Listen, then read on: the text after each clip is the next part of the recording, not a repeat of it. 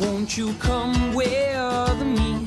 I'll take you to a place you've never been and talk about the days we fell in love, feeling guilty for never sharing. I always had a fascination with roller coasters growing up, and I found them amazing, like as you can hear in the background, the screams. And it takes me back to going to Alton Towers when I was a young boy, and I saw my first ever big ride, and I thought, I think I want to do that. And since then, I've been obsessed with roller coasters.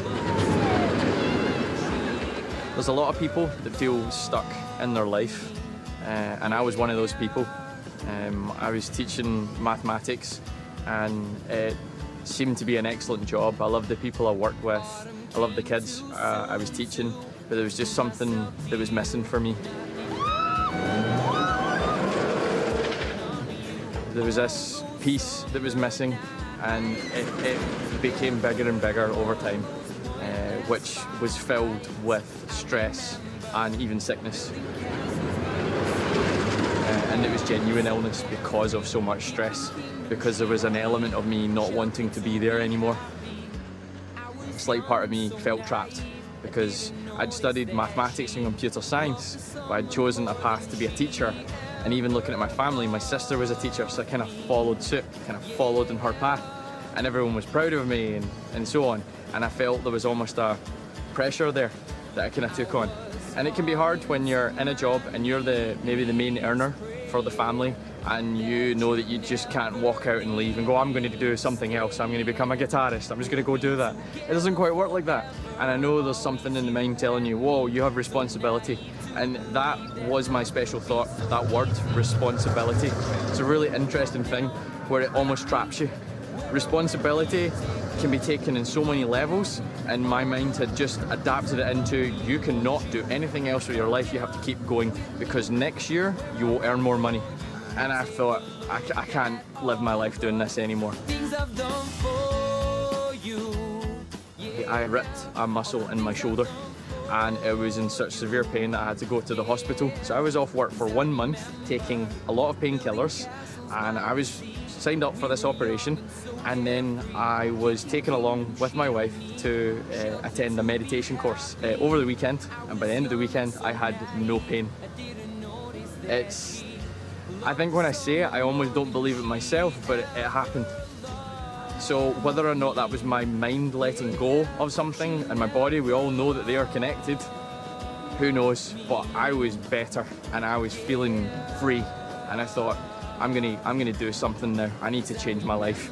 And I had this epiphany of what I want to do in my life, and it was become a roller coaster designer.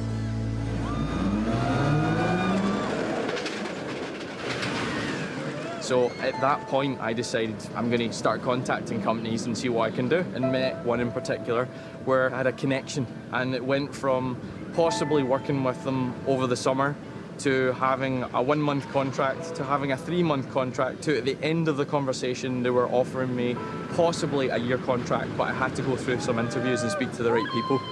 So magic can happen, but I would say that the biggest message there is follow your heart, because there was times where I hit some hurdles that I thought, oh, I can't do this. For example, the CV writing is very tough, trying to boast about yourself and make yourself seem really good. But you have the support there from friends and family, and you have to support yourself. I moved out to the Netherlands from the UK, and we started our life out here, myself and my wife. After 4 weeks, they said they wanted to keep me on permanently. So it was pretty amazing. So yeah, you just got to follow your heart.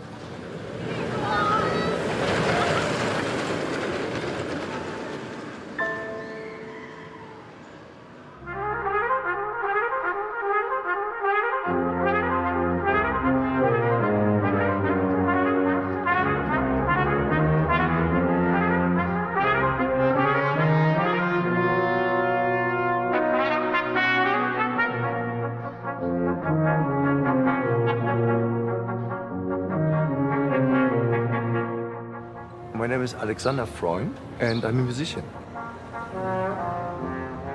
Artists, especially artists on stage, are exposed to a lot of stress, a lot of thinking, and a lot of challenges, right? I mean, physical challenges and a lot of mental challenges.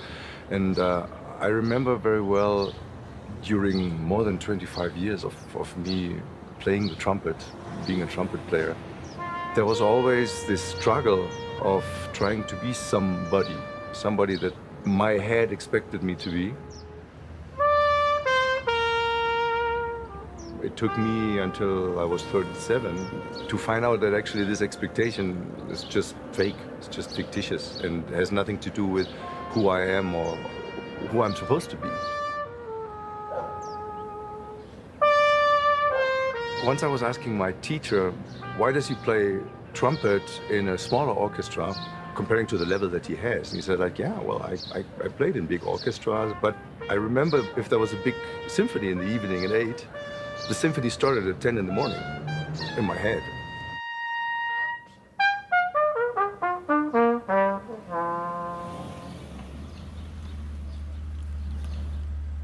Meditation, for me, made things just so much less dramatic. When you have to do something, you can do it only now. Or you plan it to do tomorrow and then you do it tomorrow, but you don't think about it between now and tomorrow. And this is the same with music, because when you're on stage and you play a note, you play it in the moment you play it. You don't play it 10 minutes before. So this is the best baker in town, by far. The best part is we just shoot away. This is the earliest I've ever been here. How are you? When you get used to live present without all this talk about what you're gonna do in 5 minutes, 10 days, or whatever, things just become efficient and things start to flow. It might lead you to do something which you hadn't planned at all.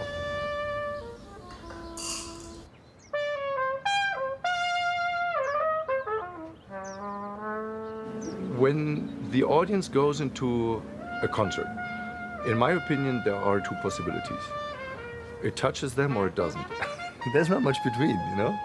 And if it touches them, has nothing to do with the technical capability of the musician. It has nothing to do with how fast the scale was. The audience will never appreciate that more than a concert which comes just from the moment. The similarities between Cuba and East Germany are very familiar to me because I grew up in East Germany. I was very lucky last year to be the first time in Cuba.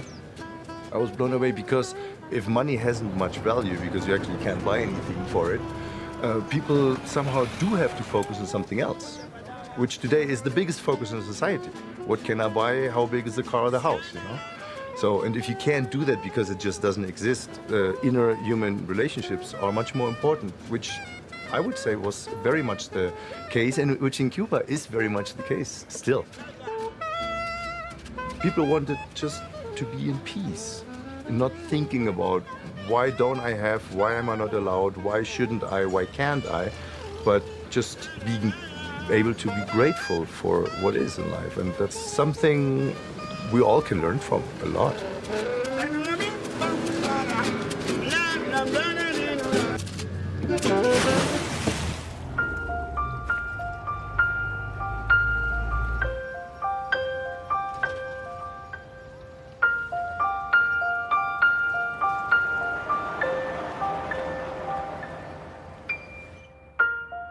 Mi nombre es Camila Guerradenia y me dedico a bailar. Doy clases por la mañana, por las tardes hago mi ballet, todas las partes de la especialidad, doy francés, doy música, preparación física, todo lo que hacemos, todo lo que hace una bailarina, y después cuando voy para la casa tengo que hacer mis tareas y practicar, porque si no practico no puedo llegar a hacer nada.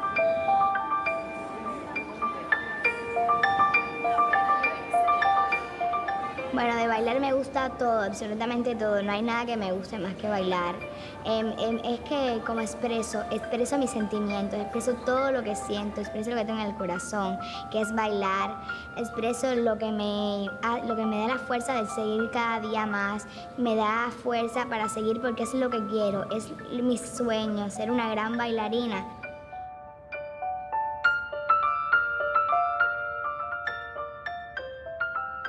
Bueno, yo desde que adquirí esta mágica técnica, las palabras mágicas, me he sentido mucho mejor, veo como voy evolucionando en todo lo que me propongo. Si me siento mal, me siento extraña o no me siento parte de un grupo, la digo, cierro mis ojos, la digo, me relajo y todo fluye, ya todo va bien, me siento más tranquila, más relajada. Si me dan deseos de llorar, la hago, y no que se me quite el deseo de llorar, lloro porque se no se quiten los deseos, pero que me sienta más aliviada, más tranquila, más relajada.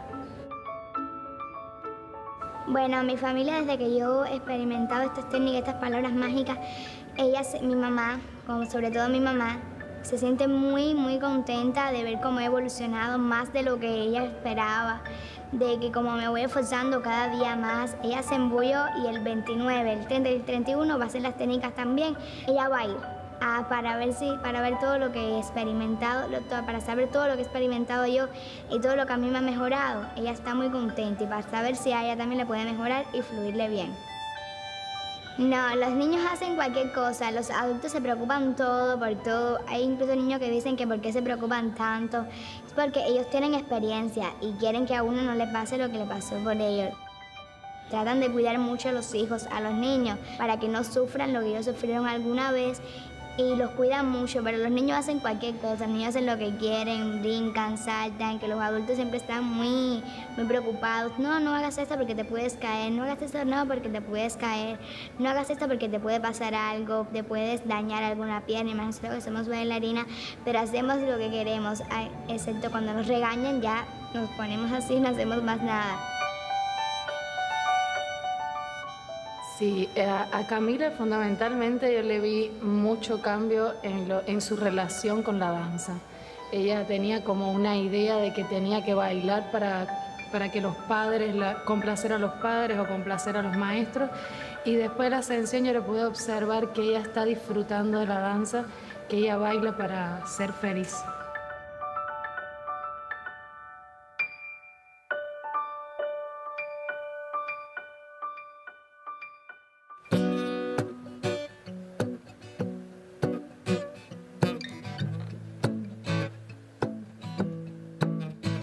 My name's Connor, I'm from Scarborough, I'm 20 years old. And I'm Jay, I'm from Scarborough as well, and I'm 23 now, so getting on a little bit. Ruthless compassion lies in the shadows. We met probably 4 or 5 years ago. We were kind of gigging quite a lot. We met for a coffee one day, and I'd been ascending quite a while before that, and so I mentioned it to Jay. We watched The Secret by Rhonda Byrne, and on there was a big teaching about the law of attraction and Positive thinking. Yeah, positive thinking and things like that. So we both made a dream board. I made mine in about 3 minutes. I was like, yeah, this looks good, and this looks good. And then I went round the next day to Connor's, and he had this grand... I'm a bit of a perfectionist. It was all cut out and collaged. So I decided to like get big pieces of A1 paper and like get other pictures and cut them out and stick them on and then cut round it all, and so I ended up with like this huge dream board full of things. Huge. And Jay's was like just a piece of A4 paper with a few pictures on it. Jay asked me if you could just have one thing on this dream board, what would it be? And so I pointed to the bright path, and he was like, well, what's that? And so I kind of explained to him about Ascension and... No. He said, it's a 6-month course where I sit and close my eyes. So I'm now thinking, right. So you would pick going to Spain for 6 months to close your eyes over playing Wembley, playing Madison Square, New York apartment. Platinum album, yeah, all these massive things. And then he tried to explain it to me for about 5 days. And he was like, I do not get this whatsoever. And he kept saying, so you'd really choose that over a platinum album? And I was like, well, yeah. And I was kind of trying to get across to him that with the silence and the presence, none of the other stuff really matters. Nice scenery. Yeah, it's nice scenery, yeah. That was the point for me when I knew I was missing something.